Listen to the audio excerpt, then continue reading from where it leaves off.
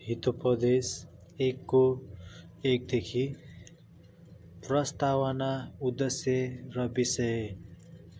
दाउदका छोरा इजरायलका राजा सोलोमनका हितोपदेश, जसद्वारा मानिसहरूले बुद्धि र अनुशासन प्राप्त गर्नेछन् र अन्तर्दृष्टिका कुराहरू बुझ्नेछन्, एक अनुशासित र विवेकी जीवन जिउनेछन्।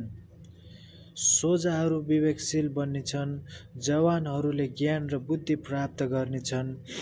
बुद्धिमानले सुनुन् र तिनीहरूको ज्ञान बढोस् र विवेकशील व्यक्तिलाई अगुवाई मिलोस्। जसद्वारा हितोपदेश र दृष्टान्तहरू बुद्धिमानको आहाना र रहस्यका कुराहरू तिनीहरूले बुझुन्।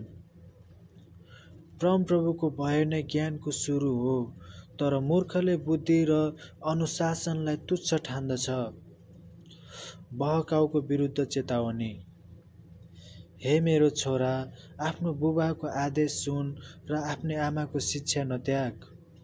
ती तेरो शिरमा शोभाको मुकुट र तेरो गलामा सम्मानको हार हुनेछ। हे मेरो छोरा, यदि पापीहरूले तँलाई बहकाउन खोजे भने तिनीहरूको बहकाउमा नलाग। तिनीहरू भन्लान्, आऊ हामीसँग कसैको रक्तपात गर्न ढुकी बसौँ, कुनै निर्दोषलाई लुट्न ढुकी बसौँ। चिहानले निले झैँ र गहिरो भट्खालोमा परी त्यसको पिँधमा पुग्नेहरूलाई झैँ हामी तिनीहरूलाई पुरै जिउँदै निलौँ। हामी सबै किसिमका बहुमूल्य थोकहरू लिनेछौँ र लुटका माल सामानले हाम्रा घर भर्नेछौँ। तिमी हामीसँगै साझेदार हौ र हामी लुटको थैलोबाट बाँड्नेछौँ। हे मेरो छोरा, तिनीहरूसँग नजा, तिनीहरूको मार्गमा पाइलै नराख, किनकि तिनीहरूका पाइला पाप गर्न हतारिन्छन्, तिनीहरू रक्तपात गर्न आतुरी गर्छन्। सबै पक्षहरूका नजरको सामु जाल फैलाउनु कति व्यर्थ।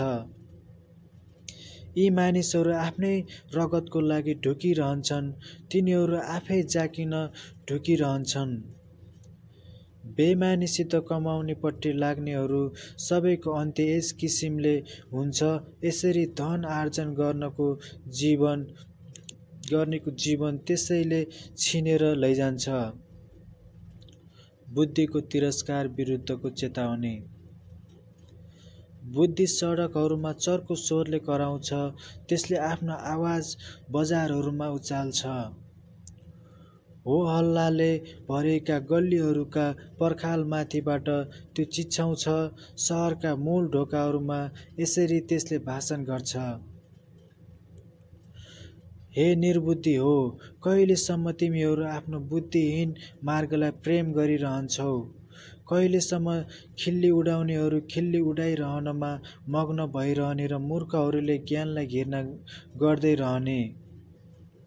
यदि मेरो हप्की तिमीहरूले ग्रहण गरेका भए म आफ्नो हृदयका कुराहरू तिमीहरूसँग पोख्ने थिएँ र मेरा विचारहरू तिमीहरूलाई थाहा गराउने थिएँ।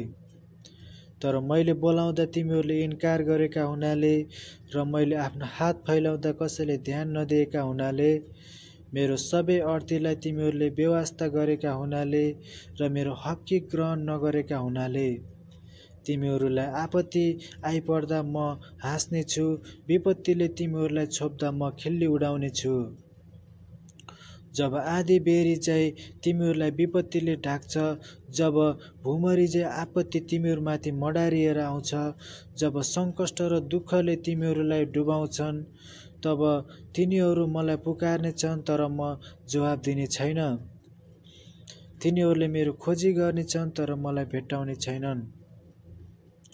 तिनीहरूले ज्ञानलाई घृणा गरेका हुनाले र परमप्रभुको भय मान्न नचाहेका हुनाले, तिनीहरूले मेरो अर्थी ग्रहण नगरेका हुनाले र मेरो हप्की तिरस्कार गरेका हुनाले, तिनीहरूले आफ्नो चालचलनको फल भोग्नेछन् र आफ्ना कपट योजनाको फलले आफै लादिनेछन्। आफ्नै मनमानीपनले गर्दा निर्बुद्धिहरू मर्नेछन् र मूर्खहरूको आफ्नै निसन्तानले तिनीहरूमाथि नाश आइपर्नेछ। तर मैले भनेको कुरा जसले सुन्छन्, तिनीहरू सुरक्षामै जिउनेछन् र हानि नोक्सानीको डरै बिना ढुक्क रहनेछन्। आमेन।